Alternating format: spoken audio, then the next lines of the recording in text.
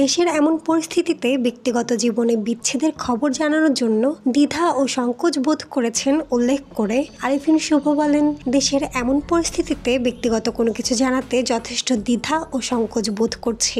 তারপরও মনে হলো আপনাদের বিষয়টা জানানোর সময় এসেছে।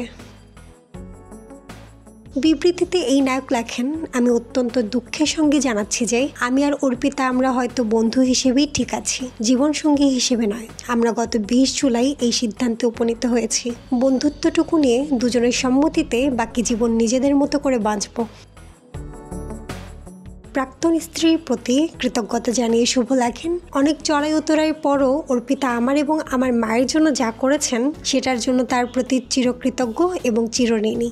ব্যক্তিগত জীবনে এই কঠিন সময়ে ভক্তদের জন্য শুভ বলেছেন, মা চলে যাওয়ার পর জীবনটা একেবারে শূন্য হয়ে গেছে, কিন্তু আমি বিশ্বাস করি আপনাদের দোয়া ও ভালোবাসা আমার সঙ্গে আছে, যেটা নিয়ে বাকি জীবনটা সুন্দর ও সুস্থভাবে বাঁচতে পারবো।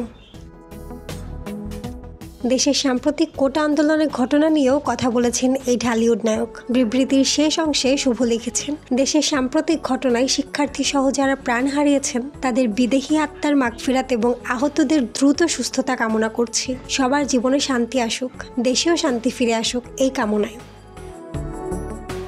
ফ্যাশন ডিজাইনার অর্পিতার সঙ্গে 2015 সালের 6 ফেব্রুয়ারি বিয়ের পিঁড়িতে বসেন আরিফিন শুভ। প্রায় 9.5 বছর পর তাদের সংসার ভাঙল চলতি মাসের 20 জুলাইয়ে। মাহমুদ আনজুম বৃষ্টি, ডেস্ক রিপোর্ট, কথা কম।